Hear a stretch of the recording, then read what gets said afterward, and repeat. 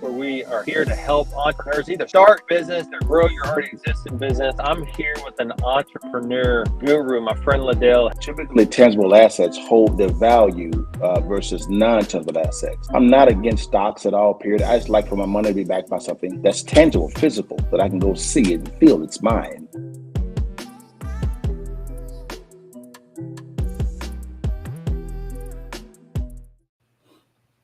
What's good, baby? It's your partner looking so fresco. Click. You see that thing? Take the picture. Now let's move forward, guys. Guys, welcome to the Counter Move, guys. We're back in this saddle, man. We're going to continue going down the pathway of explaining inflation, specifically in the area of oil and gas. And we're going to begin this podcast really kind of leaning in and reasoning together, not from a political standpoint, only from a fiscal standpoint. That is it, guys. So let's dive right in. Let's not waste any time, guys. This is the question that we want to kind of begin to continue to answer. What's causing the high gas prices? You heard a lot of news from a lot of people talking about a lot of things, saying it's this and that and this. So I thought it would be wise, guys, for us to continue to lean in and reason together and to understand exactly what's going on. Now, let's go on a little recap, okay? Let's go on a little recap on what's going on now, okay? Now, in our past podcast, we talked about, what did candidate Biden say? So here's the question we got to begin to answer now. What did candidate Biden communicate on the campaign trail? In other words, what were the campaign promises on fossil fuels and gas from candidate Biden? Well, I thought it would be wise, guys, for us to go back and listen directly to what candidate Biden was actually saying on the campaign trail. Okay, guys, let's hear it directly from his mouth. All right, guys, listen to it. Here we go. Would there be any place for fossil fuels, including coal and fracking, in a Biden administration? No, we would work it out. We would make sure it's eliminated. No more drilling on federal lands. No more drilling, including offshore. No ability for the oil industry to continue to drill, period. I guarantee you, we're going to end fossil fuel. What about, say, stopping fracking and stopping pipeline infrastructure? Exactly. No new fracking. We are going to get rid of fossil fuels. I've argued against any more oil drilling or gas drilling on federal lands. No one's going to build a coal-fired plant again, and we're going to get rid of the ones we have now. Have a transition from the oil industry, yes. Would you be willing to sacrifice some of that growth, even knowing potentially that it could displace thousands, maybe hundreds of thousands of blue-collar workers in the interest of transitioning to that greener economy? The answer is yes. Candidate Biden was extremely clear of his intention of what he actually wanted to do. He was extremely clear, guys. All right, guys, that was a short clip from our initial podcast. And if you want to, on the subject, you want to go back and re-watch that, you can. Just go to the Rumble or the YouTube, type in my name, it'll come up. But it's very clear that when it comes to answering this question, what did candidate Biden communicate on the campaign trail concerning fossil fuels and gas? His intention was very clear. It was get rid of, transition away, building no more coal plants. He even said, and really stop the operations of ones currently now that's operating right now. He was extremely clear of his intentions, guys. I thought that was telling to see. Okay, guys. Now let's move forward to the next question. All right. Again, this is the recap. What policies did the Biden administration implement? Okay, let's begin to talk. In other words, let's begin at the point of what is his current administration saying right now. What were their intentions last year and moving forward to this year? Okay, guys. So let's walk into that and see exactly what he communicated real quickly, because I don't want to spin. What I want to give clear, concise answers, and I want to let's hear it from their mouth. Okay, here we go. Here's a short clip that I did. Okay, here we go. What is the Biden plan to jumpstart energy production across America. Here's the Biden plan. I'm here at Glasgow. The Biden plan is to diversify and to make sure that we move in a direction of clean energy where we're not reliant upon cartels and we're not reliant upon geopolitical adversaries who may be creating choke points for our ability and our people to be able to access energy. So that's obviously a longer term strategy, and we will continue. This is why this is called a transition. Right. Let's just say that it is clear that the Biden administration believes we have to move away from fossil fuels and coal. What he communicated on the campaign trail is exactly what his administration is communicating their intention to do. Again, guys, that's a short clip that I did. Again, it's on that same podcast, the one right before this one, last week, communicating now that President Biden is now the president, what is his administrating directly from the mouth of the current Secretary of Energy's mouth. They were extremely clear. Transition away from fossil fuels and gas as well to green energy. They want to do away with it completely. Or another word they were used in a couple of clips, and you'll see that in the last week's podcast was diversify was another one, and of course the word transition. All right. Now we're going to continue to answer this question. This question again: what policies have the Biden administration implemented as far as policies? We've heard what they said. Okay. Now let's look at the policies that the Biden administration has implemented. All right. Let's go to another clip that I actually did concerning this. Let's go back here real quickly here. All right, guys, here we go. Boom. Let's go right here, guys. This is a short clip that I actually did, again, talking about what policies have the Biden administration implemented so far on fossil fuels and gas. Here we go. Let's dive right into it. This is on January the 22nd, 2021. That is 2 days after he is sworn in as president. 2 days. What did he do? Biden halts oil and gas leases, permits on U.S. land and water. Biden makes sweeping changes to oil and gas policy. December 16, 2021. Okay. Wall Street banks facing new pressure to cut fossil fuel financing. This is February 21st, 2022. Okay. Biden administration freezes new oil and gas drilling leases. May 12, 2022. Biden cancels offshore oil leases sales in Gulf Coast and Alaska. Stop oil and gas drilling in the outer continental shelf. Mr. Biden has already imposed a de facto moratorium on new offshore leases, okay? But progressives want Biden to suspend existing leases. This would reduce U.S. oil and gas production by about 1.8 million barrels a day. About 2 to 3 times as much as Russian output has declined owing to Western sanctions. But guys, this is consistent with what President Biden actually communicated on the campaign trail, guys. Again, that was a short clip that I actually did concerning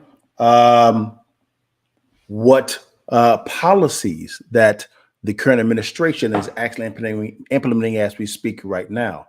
And guys, to be honest with you, what candidate Biden said on the campaign trail, what his administration is currently saying right now, directly from the Secretary of Energy, and the policies that he's implementing right now, as you saw in those news articles from ABC, CNN, Bloomberg, the Wall Street Journal, Yahoo News, I can go on and on and on, concerning that is it is consistent with what President or candidate Biden communicated on the campaign trail. So I'm not surprised at what I'm seeing, because this is what he said on the campaign trail. It's very simple, guys. Now, I thought it'd be wise for us to kind of, again, widen the circle a little bit. You know, I like to invite in some wisdom into our discussion, and then invite an expert into the discussion to kind of give us some additional information and some clarity on the spin versus the actual news itself, as far as from an expert standpoint. Okay. And shout out to Brandon Tatum. He actually did an exceptional interview of an oil and gas expert. He did a phenomenal interview, And the amount of knowledge that this young man actually communicates is phenomenal. I thought it would be wise for us to kind of, again, widen that circle and begin to lean in. So Officer Tatum, shout out to you, man, on this one, man. I'm gonna go ahead and I want to use this video and listen to what this young man is actually saying, okay, concerning what's currently going on right now and the effects that decision making that the Biden administration is having right now is affecting the market, that they can then explain to you in a more concise detail of why you may be seeing, well, not may, you are seeing these higher gas prices. Here we go. Let's dive right into it, guys. Here we go. 5 million barrels of oil from our strategic petroleum reserve was sent overseas. So I brought an expert to talk about what does this mean? Are conservatives going out of control? Are we over exaggerating about the oil that was sent overseas? Is that affecting the gas prices here in the United States of America? So joining me now is Joe Griffith. He's a research fellow at the Heritage Row Institute for Economic Policy Studies. Joe, welcome to the Officer Tatum Show. Hey, thanks for having me tonight. Glad to do it. All right, Joel, I got two major things that I want to focus on that I want the audience to understand better. The first thing is that could or did this administration send reserves overseas, and they should have actually used those reserves for us to bring down gas prices? How did that situation work? And also the rumors that the petroleum or the oil was sent to businesses or sent to China in relation to businesses that Hunter Biden had involvement in. So the first one is, should we be concerned about the oil being sent overseas versus it being here right at home? Now, I want you to listen to Joel Griffin's answers. He does not get political. He stays on the facts. That's why this is a good, balanced exchange. Just listen clearly. Well, first off, let's recall what these reserves are actually in place for. We have these strategic petroleum reserves in order to help us get through a crunch, not of high prices, but to get through a crunch. Let's say we had a hurricane or an attack on our infrastructure or a period of war where we couldn't actually get oil out of the ground and through the refineries.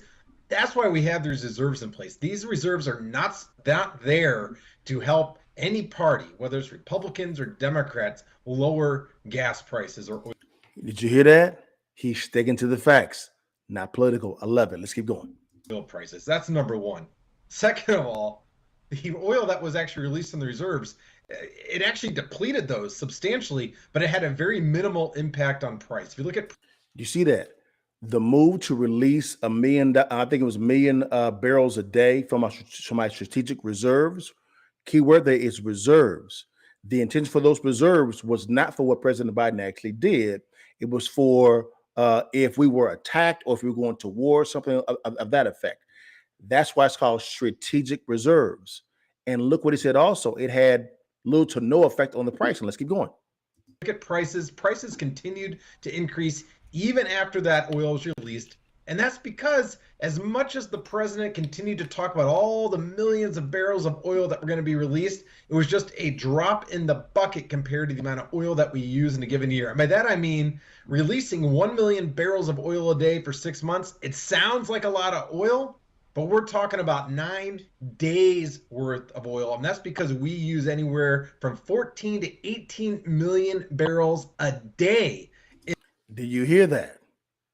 Do you hear that? You hear that? The fact there, the release of the strategic oil reserves had little to no effect because it was a drop in the bucket compared to what we consume.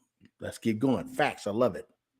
In this country. So we got next to no benefit from this release. And we put ourselves at risk going forward because that oil is supposed to be there to get us through a few week stretch of not having access to energy supplies. And then real quickly, going into this issue of China buying this oil, look, that's written into the law. The way the law works, it says if you're a registered company for this reserve, that if the president authorizes a see what he just said before he got to the president authorized. He said that it's written into the law. Who writes the laws? Congress. Let's keep going. Release of that oil, you can go ahead and do with that oil as you will once you purchase it. Now, it's a shame that you see what I'm saying? Written in the law, the language states, and I'm summarizing, that if the president authorizes for the release of those reserve oil, those strategic oil reserves, the companies can actually go out and sell to other countries if they want to. You see what I'm saying? Now it's going to talk about, was it the right move for the president to do what he did? Let's go. that oil went to China, but Congress has a responsibility of changing the law if they want to change it, and I think they should. There you but go. The president did not have the power to authorize release and then say, "Oh, but you can't ship this to China." Once he authorizes that release, if you're registered as a company, the way the law is written, you can sell that oil to whomever you choose. So those you have Senate races going right now, and also U.S. House races. This needs to be in your questioning. Will you change this law? Because if any president, whether they are a Democrat or Republican, authorizes to release these reserves, the companies registered can release them to anyone they want, including other countries. Okay, so do I agree with President Biden releasing them? No, because it had no effect at all, and the releasing of that was strategically not wise. But at the exact same time, when it comes to how the law was written itself, okay, that's a Congress issue. You need to bring this up whenever you're sitting down and voting or talking to these candidates. Be asking them these questions within the law. Awesome. You guys listen to Joel Griffin, expert, research fellow at Heritage Road Institute for Economic Policy and Studies. I'm glad you clarified that, because I know when things sound too juicy, right? That's my statement. If things sound too juicy, do some more research. You know, people got extremely crazy. Look at Joe Biden and doing this. And now I see that it kind of makes sense, and these things are applicable within the law. However, I want to ask this question. Was it problematic? Like, is this, like, what was the reason that Joe Biden allowed these reserves to be, I guess, tapped by people who could purchase and have ownership of it? Mm-hmm.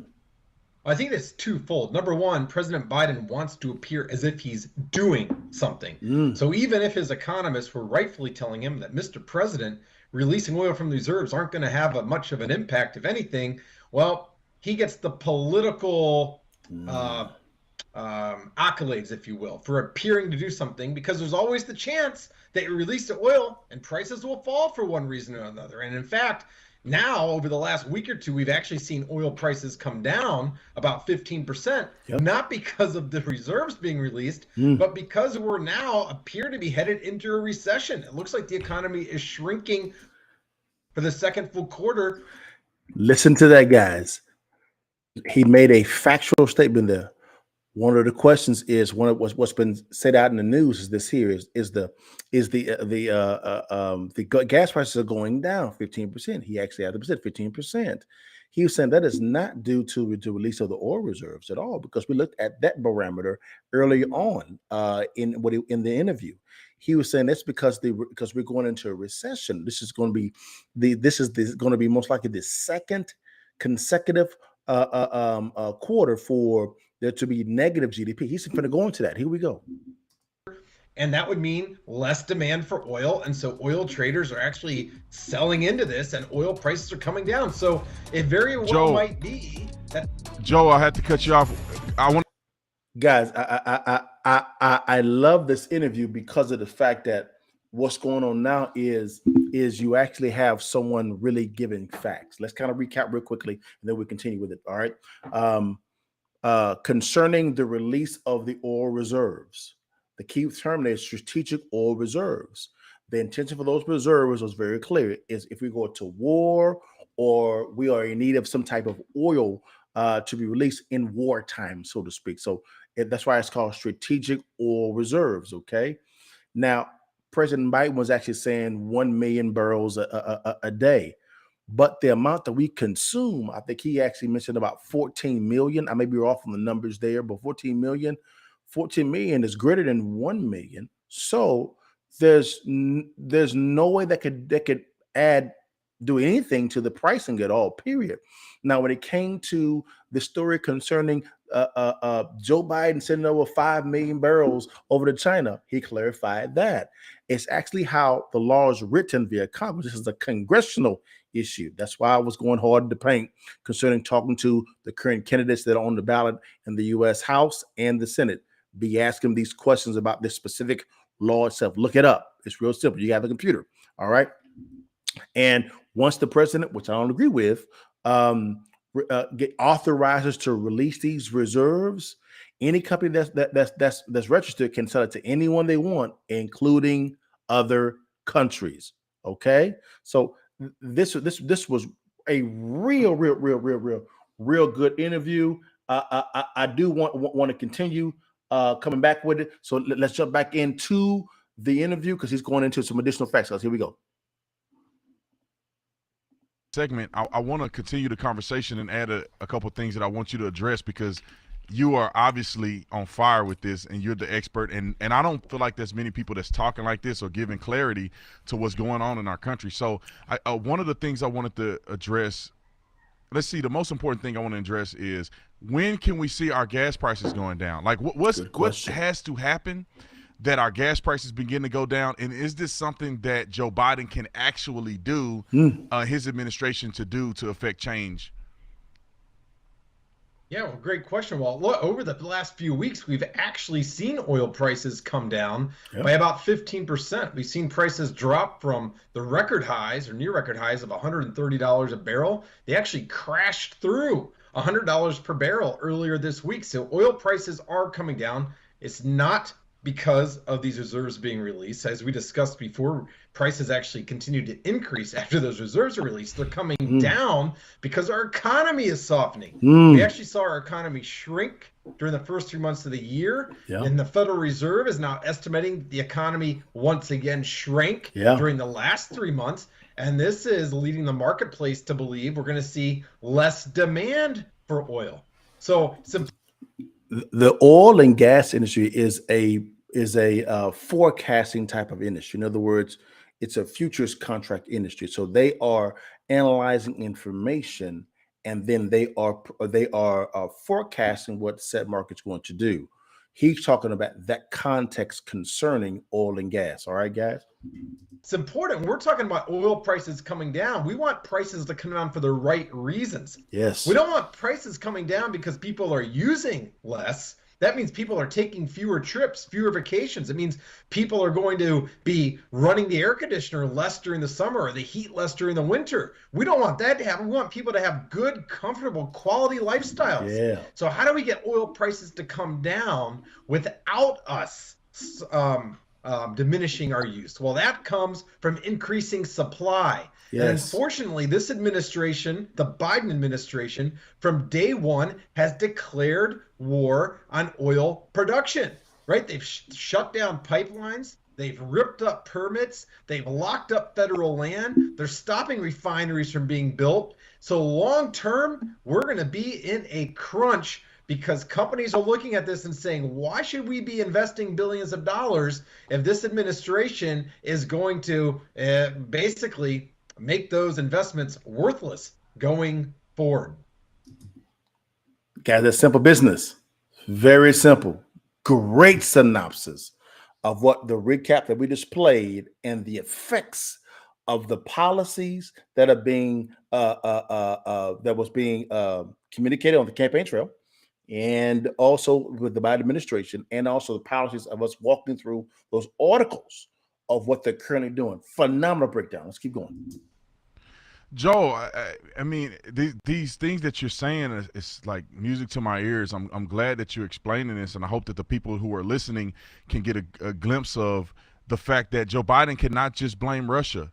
Joe Biden cannot just blame this is the natural course of action. There's legitimate things that he has done. His policies are causing these problems to happen, and also oil prices are dropping for reasons in which that we understand are not favorable. We would like to see things happen in a different manner. I know you got something to add to that, and then I want to get to Hunter Biden. Yeah, well, on this issue of longer term prices, think about this. If you're in the northeastern part of the United States, let's consider Massachusetts, you're paying sometimes triple for your natural gas to cool your home or to heat your home. You're paying triple what people in other parts of the country are paying. And that's despite the fact that you're just a state away or two from abundant natural gas supplies. And the reason why those prices are so much higher is because it's very difficult to ship that natural gas. And there's a very easy solution. A simple pipeline that could run from West Virginia and Western Pennsylvania into the Northeast that would help all these good left-wing voters experience lower energy costs. And this administration is trying to block all those new natural gas pipelines. And, releasing all the reserves in the world is not going to help that situation, because that natural gas is trapped artificially in West Virginia and Western Pennsylvania. It's hurting Democrats and Republicans alike.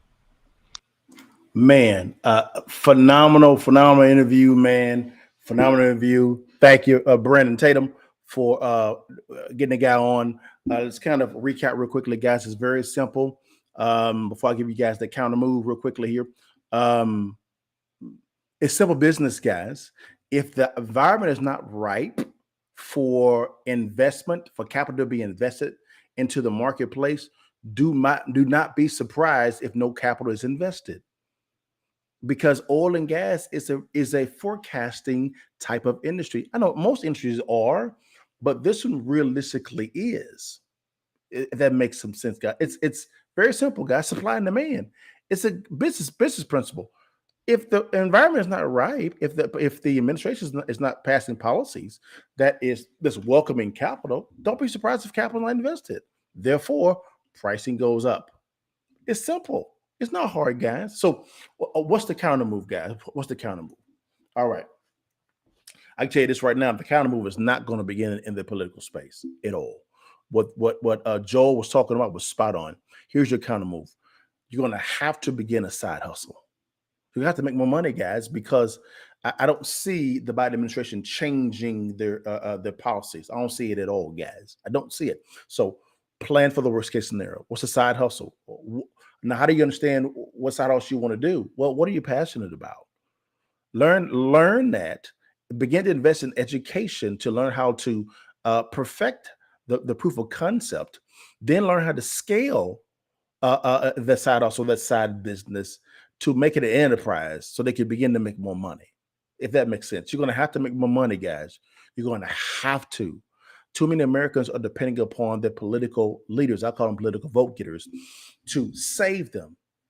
That's not going to happen, guys. The solution begins with you. Draw a circle around yourself and take care of everybody else in that circle initially, okay? Learn how to create more opportunities for more people. Learn how to communicate value. Once you communicate value, money will always follow, guys. That is how you counter move the rising of pricing when it comes to oil and gas. Don't just complain about it. Plan your counter move. If you guys have any questions, you're welcome to DM me. I'm on all social media platforms, guys. You name it, I'm right there, guys. I do answer. This is not about I do answer, guys. But guys, that's it. I pray that I actually added some wisdom to this whole situation. No political talk, all facts and figures, so that we can lean in, reason together, guys, and begin to plan your counter move, guys. Hey, guys, thank you so much for your time. God bless you, and we'll see you next week on that Counter Move podcast. Take that picture for your mama and them. Now holla at your butt.